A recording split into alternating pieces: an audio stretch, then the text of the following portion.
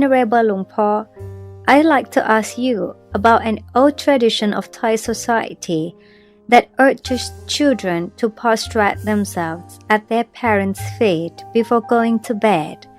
How does this tradition help develop children's virtue? If the people of the present time would like to reintroduce this tradition, where can they begin? Yes, this question comes at the right time because this beautiful tradition of our ancestors is slowly fading away in Thailand. If it completely disappears, the process of passing down virtues from one generation to the next will end. We are witnessing that more and more youngsters are engaging in gang fights. What is contributing to this problem?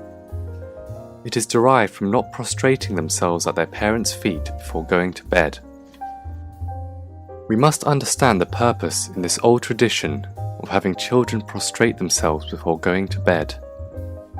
The purpose is to teach children to recognize and value the virtues of their parents. Virtue is something that requires instilling. It does not occur spontaneously. Like rice, fruits and vegetables, it requires planting. If it is never sown, it will never grow. Weeds and grasses don't need sowing because they can grow by themselves, and they are also very difficult to eliminate. Our ancestors keenly understood these things, so they had an insightful idea to have their children prostrate themselves at their parents' feet. What good is derived from this? Wouldn't that be forcing children to do too much? No, when children prostrate themselves at their parents' feet, it allows them to be closer. They can talk to each other and understand one another better. What would happen if they did this every day and every night? Our children will feel closer to their parents and realize their parents' good intentions. This is a very important point. Is there any other advantage? Since the nature of child's mind is clean like a white cloth, if he ever commits a wrong, his guilty behavior will be obvious to his parents immediately, and they can correct him. However, if the child is allowed to repeat the same wrong over and over without ever being corrected, he will assume this is acceptable. Then, parents will not be able to recognize future mistakes their children make. For example, if they became addicted to drugs or behaved mischievously, their parents would not know because the child would not demonstrate any suspicious behavior. Therefore, asking their child to prostrate in front of their parents' feet before going to bed can create not only intimacy, but an opportunity to teach and address the problem immediately after it was made. This is also a great opportunity for parents to tell their children about the various subjects, so that the children will be well informed. They can take the time to talk about the family and its financial situation, or what plan the parents have for their children's future. This is the time to talk with their children. This is a time when parents can demonstrate kindness, reinforce good behavior, and more importantly, teach their children about good and bad, merit and demerit, and right and wrong. How? They can teach their children easily by telling them about the good deeds that they perform each day. Through these reinforcements, when the children are grown, they will understand deeply the difference between good and bad and right and wrong. Today, parents usually hope that their children will become decent adults just from what their school teachers teach them. Parents may also assume that they've already given their children love by buying them things they desired, in hopes that they will be good. Actually, these children will become self-centered because they've been spoiled. But if children prostrate themselves at their parents' feet every night, and the parents share with them important ideas such as the factors their parents considered in their family decisions, or what they do to advance their professional lives, this is a way to transfer career and work knowledge. When it comes to merit and demerit, the mother might tell her children about the fish releasing activity in which she participated, or the precepts she observed on the king or queen's birthdays in order to dedicate this merit to them. These are good things that parents should tell their children. Follow my advice. This knowledge can be a treasure which will never run out. It is better than the millions of dollars parents have saved for their children. If they cannot distinguish the good from bad, they may succumb to the paths of ruin.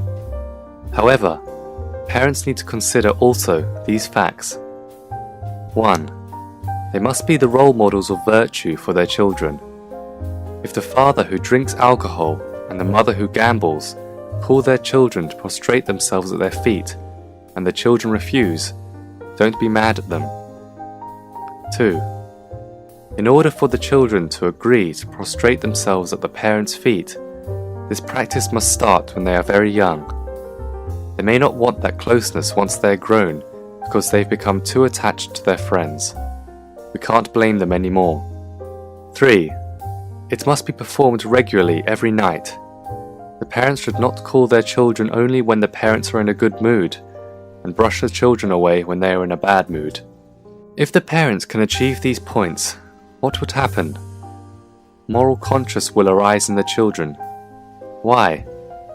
Because the children will know what is good and bad. Whenever they perform bad deeds, they will be both frightened and ashamed. More importantly, they will think that they've disappointed their parents by their bad deeds. Whenever they commit bad deeds, they will see the faces of their parents and hear them say, "My dear child, do you not love your mum and dad anymore?" Planting these good virtues in them can help steer them away from evil. Do you see? Just by teaching their children to prostrate themselves at their parents' feet every night can have positive effects on these children's future. This is the reason why our ancestors considered it a very important practice. However, since this tradition has been lost in today's society, how can we restore it? The parents need to develop new habits themselves. How? The parents should stop watching TV or soap operas to the point where they fall asleep in front of the television. Quit this habit. Go to bed early so that you can wake up early and be good examples for the children. This is very important. This will allow you to have time to chant with the children. After chanting, you can share with them accounts of the good deeds you both have done.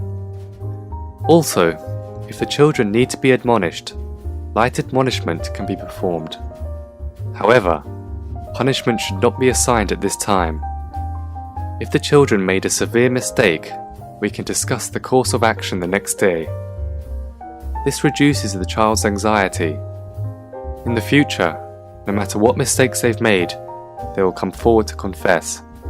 Therefore, if parents, teachers, and administrators restore the tradition of having children chant and receive their blessings before going to bed, I guarantee that gang fights will no longer occur, daughters will not need to get abortions, and we will only have wonderful children. When we, the parents, get older, we will die peacefully, knowing our noble children have preserved the country, its religion, and the monarchy.